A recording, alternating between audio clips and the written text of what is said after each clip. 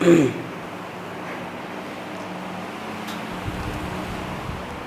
जी, बिस्मिल्लाहिर्रहमानिर्रहीम। 10th class, अस्सलाम वालेकुम। लास्ट टाइम बेटा हमने इलेक्ट्रोस्टैटिक पोटेंशियल को पढ़ा था डिटेल में। आज हम पढ़ेंगे कैपेसिटर्स के बारे में। किसके बारे में पढ़ेंगे? कैपेसिटर। कि कैपेसिटर क्या चीज़ होती है। आप जैसा कि बेटा आप इससे पहले चार्जेस के बारे में पढ़ चुके हैं कि चार्जेस दो तरह के होते हैं। चार्ज जो है किसी भी बॉडी के ऊपर, वो किसी बॉडी की एक बेसिक प्रॉपर्टी है जिसकी बिना पे वो जो बॉडी है वो किसी दूसरी बॉडी को या तो अट्रैक्ट करती है या फिर रिपेल करती है। ठीक है। अब हम ये पढ़ेंगे कि अगर हमने उन चार्जेस को स्टोर करना है, कहीं पे हमने जमा करना है, उनको जमा करके रखना है, सेव करके रखना है, तो उन चार्जेस को हम स्टोर कैसे करेंगे? तो बेटा चार्जेस को स्टोर करने के लिए एक डिवाइस इस्तेमाल होती है, उसको आप कैपेसिटर कहते हैं। क्या कहते हैं उसको आप? कैपेसिटर। मिसाल के तौर पे जिस तरह कैपेसिटर का काम किया है, थोड़ा इसके ऊपर मैं रोशनी डालता हूँ। बन रही है इसे वीडियो?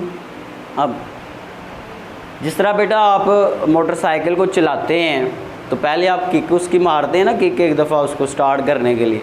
तो किक एक दफ़ा लगा दी तो फिर वो स्टार्ट हो जाता है, चलना शुरू हो जाता है। इसी तरह जो हमारे पास इलेक्ट्रिकल अप्लाइंसेस हैं, पंखा है, मोटर है, इनको चलाने के लिए भी किक देनी पड़ती है पहले, यकदम इनको एनर्जी देनी पड़ती है। अब वो एनर्जी किसने देनी होती है? अचानक इनको बहुत यानी कि तेज़ी से इनको एनर्जी यकदम फ्राहम किसने करनी है? सडनली वो कैपेसिटर ने करनी होती है। किसने करनी होती है? कैपेसिटर ने। अब आप देखें तो पंखा आप बटन ऑन करते हैं तो फ़ौरन चलना शुरू हो जाता है, ऐसे है कि नहीं? तो किसकी वजह से हुआ है? कैपेसिटर की वजह से मोटर चलती है। अब कैपेसिटर डिफरेंट साइज़ के, डिफरेंट रेंजेस के आपको मार्केट में मिल जाते हैं। जिस तरह की आपकी अप्लाइंस होती है उसमें उसके हिसाब से कैपेसिटर लगता है। ठीक है। तो बहरहाल सबसे पहले तो इसकी डेफिनेशन है, capacitors are used to store charge, electrical charge. तो 10th क्लास की हमारे पास फिज़िक्स है भाई। बेटा इंक फिल की है इनमें कि नहीं? उसको पता ही नहीं है बेटे को। चैप्टर नंबर हमारे पास 13 है और टॉपिक आज का हमारा है क्या भाई? कैपेसिटर्स।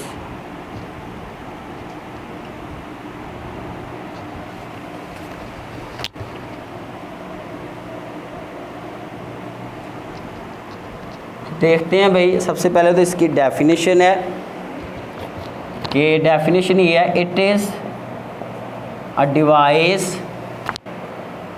ये एक आला है, एक ऐसा आला है जिसको हम इस्तेमाल करते हैं, which is used to store charge.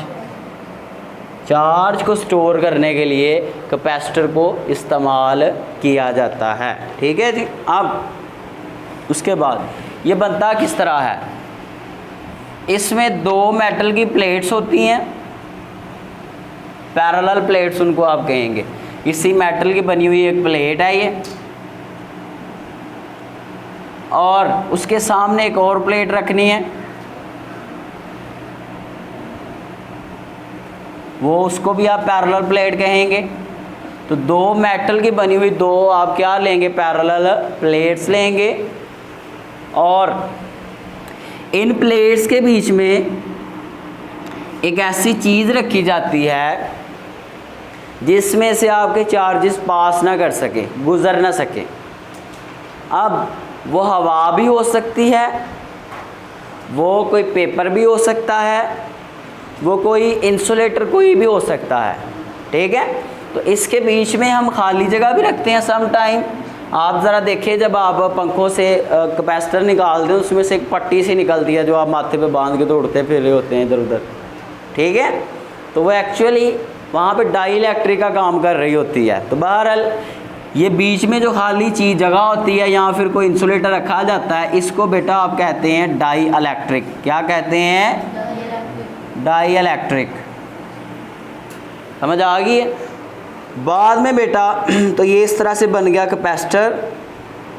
तो ये कैपेसिटर की बेटा आपके पास अलामत है। कहीं पे भी अगर आपको इस तरह की चीज़ नज़र आ जाए किसी भी सर्किट में, किसी बुक पे कोई डायग्राम बनी है इस तरह से, तो आप कहेंगे ये क्या है, एक कैपेसिटर है। क्या है, एक कैपेसिटर है। तो इसकी डेफिनेशन हमने देखी और ये बनता किस तरह से वो हमने देखा। अब ज़रा आगे चलते हैं। अब अगर इस कैपेसिटर के साथ हम एक बैटरी जोड़ दें, क्या जोड़ दें, एक बैटरी जोड़ दें। यहाँ स्विच भी आप बेशक लगा लें, एक बटन लगा लें, स्विच के स्विच बटन है एक।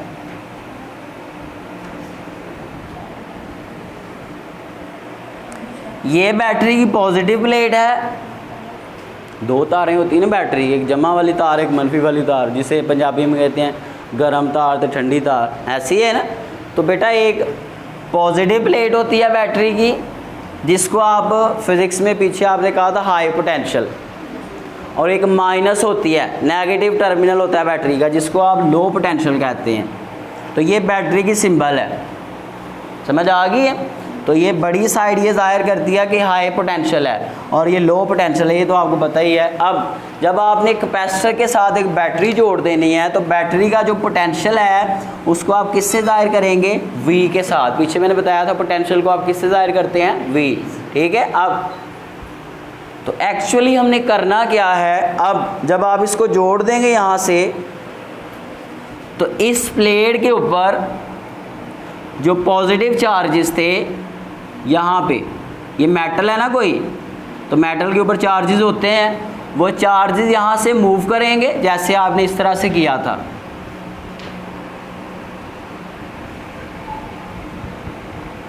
तो यहाँ एक पॉजिटिव चार्ज था फ्री, वो यहाँ से मूव करता है और किधर को आता है, नेगेटिव की तरफ। अब बैटरी ने क्या करना है, यहाँ से जितने भी पॉजिटिव चार्जेस हैं उनको लाना है, और ये चार्जेस आएंगे इधर और सारे के सारे इधर आ जाएंगे इस प्लेट के ऊपर। अब यहाँ से जब पॉजिटिव चले जाएंगे तो पीछे क्या रह जाएंगे, नेगेटिव। या फिर ये कह लें कि इस प्लेट के ऊपर अब सारे पॉजिटिव जमा हो जाएंगे। तो इलेक्ट्रोस्टैटिक इंडक्शन की वजह से ये जो आगे प्लेट पड़ी होगी उसके ऊपर ऑटोमेटिकली क्या चार्ज आ जाएगा, नेगेटिव चार्ज आ जाएगा, और इनके बीच में अब एक स्ट्रॉन्ग इलेक्ट्रिक फील्ड आ जाएगी जो पॉजिटिव से किधर को होगी, नेगेटिव की तरफ। तो अब आपने एक्चुअली किया क्या है, देखें बैटरी का यहाँ पे क्या काम है। बैटरी ने यहाँ एक पॉजिटिव चार्ज पड़ा हुआ था माइनस वाली साइड पे। अब मैंने लास्ट टाइम आपको बताया था, इधर से जब चार्ज उधर को जाता है तो वो हमें एनर्जी देता है, खुद ही जाएगा चार्ज उधर को। आप ऊपर से किसी चीज़ को छोड़े तो खुद नीचे जाती है। तो लेकिन अगर चार्ज इधर पड़ा हुआ हो, तो इधर से अगर हमने इधर लाना हो तो हमें खुद एनर्जी देनी पड़ती है। ये अगर नीचे मारकर ज़मीन पे पड़ी है तो उसको मैंने यहाँ से उठा के ऊपर लाना है हाई पोटेंशियल पे, तो मुझे एनर्जी देनी पड़ेगी। अब इन चार्जेस को यहाँ से हमने उठाया किसकी मदद से, बैटरी की मदद से। बैटरी इनको देगी एनर्जी। जब हम इनको एनर्जी देंगे तो ये चार्जेस यहाँ से आएंगे किधर, इधर, इधर जमा होना शुरू हो जाएंगे। पॉजिटिव चार्जेस किधर आना शुरू हो जाएंगे, इधर, इधर से आ जाएंगे।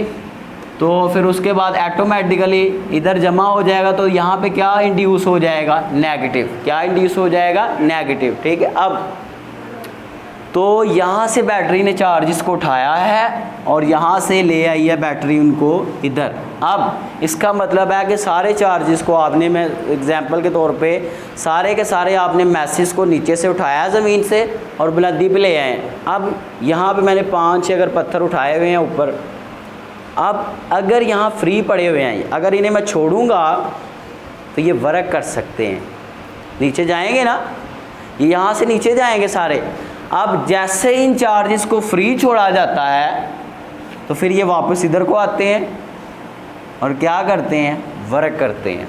तो ये जो वर्क है यही एक्चुअली यही एनर्जी इस्तेमाल होती है जो आपके अप्लायंसेस को रन करने के लिए, चलाने के लिए इस्तेमाल की जाती है। ठीक है।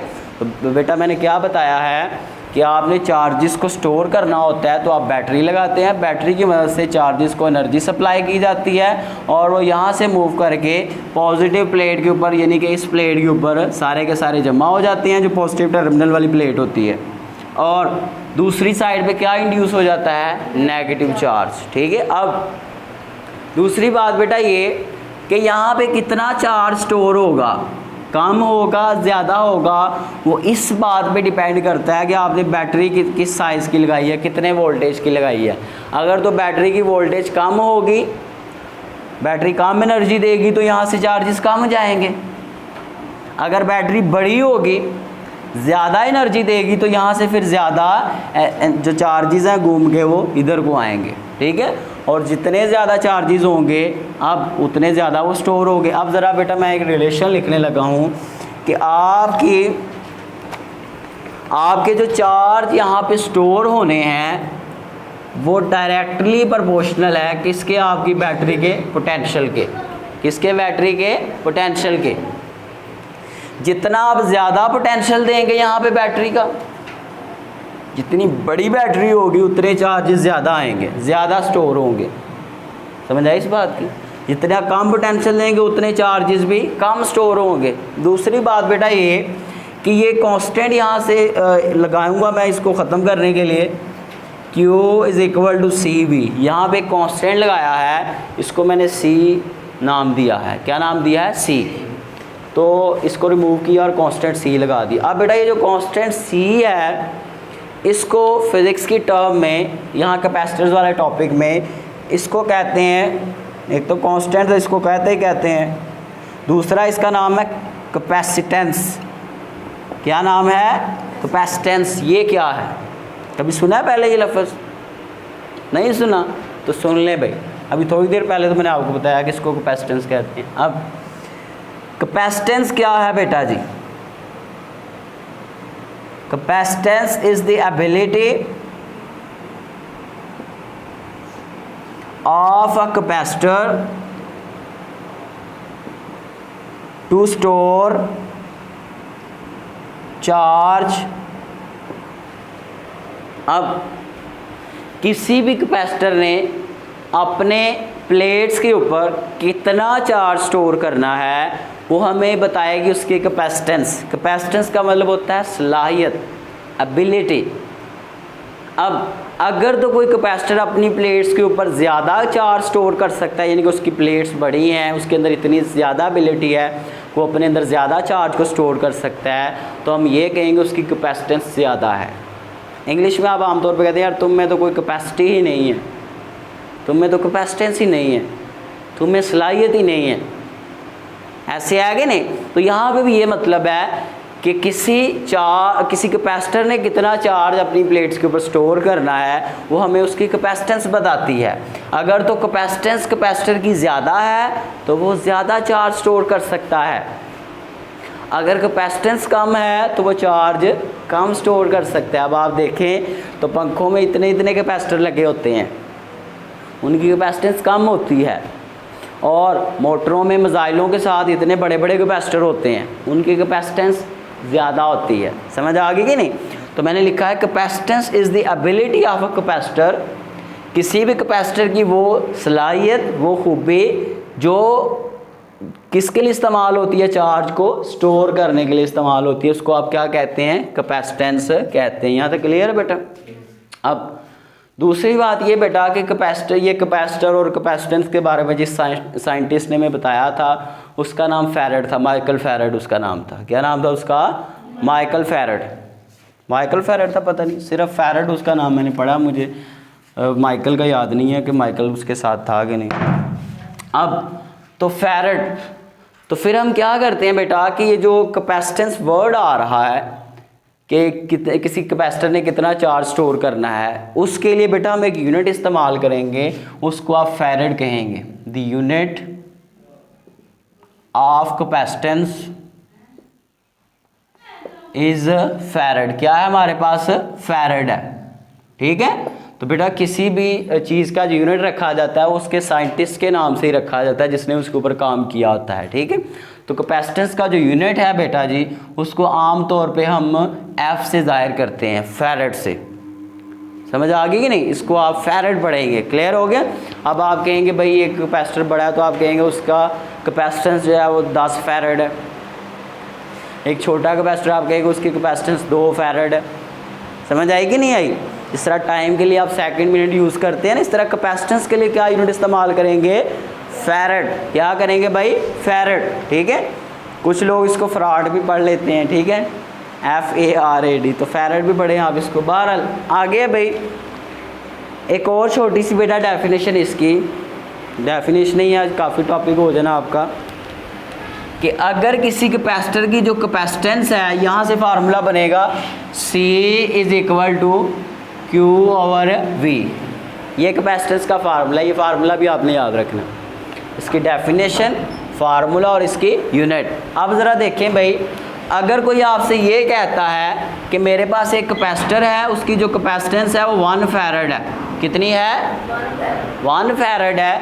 तो कह रहा है बताओ कि 1 फैरेड से क्या मुराद है। तो आपने ये बताना है, अगर उसकी प्लेट्स को 1 वोल्ट पोटेंशियल दिया जाए, यहाँ जो बैटरी लगाई जाए वो कितने वोल्ट की लगाई जाए? अगर उसकी प्लेट्स के साथ 1 वोल्ट का पोटेंशियल अप्लाई किया जाए और उसकी प्लेट्स के ऊपर 1 कूलम चार्ज स्टोर हो, कितना चार्ज स्टोर हो? 1 कूलम चार्ज स्टोर हो, तो हम कहते हैं उस कैपेसिटर की जो कैपेसिटेंस है वो कितनी है? 1 फैरेड है। समझ आ गई है कि नहीं? तो आप यहाँ से याद रख सकते हैं कि 1 फैरेड इक्वल होता है 1 कूलम, ये वोल्ट ऊपर जाएगा, पर वोल्ट, ठीक है। तो बेटा ये कल के लिए आपका थोड़ा सा काम था। ये 1 फैरेड की आगे डेफिनेशन लिखी हुई है। और बेटा सुन लें ज़रा, फैरेड के छोटे यूनिट्स भी होते हैं, फैरेड से छोटे, माइक्रो फैरेड, उसके बाद नैनो फैरेड और पिको फैरेड। ये छोटे यूनिट्स हैं।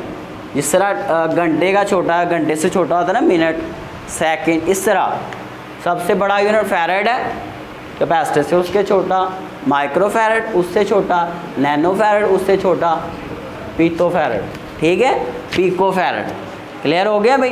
तो बेटा ये कल के लिए आपका काम था, ये काफ़ी सारा हो गया आज, तो ये आपने कल के लिए तैयार करके आना। अब आज मैंने आपसे, कल मैंने पूछना क्या है, एक तो ये पूछना है कि कैपेसिटर क्या होता है, कैपेसिटर बनता किस तरह से, या प्लेट्स होती हैं उसके बीच में डाइलेक्ट्रिक होता है। बाद में दूसरा ये बताया कि कैपेसिटेंस क्या होती है और Q का C के साथ क्या रिलेशन बनता है, फार्मूला, ठीक है।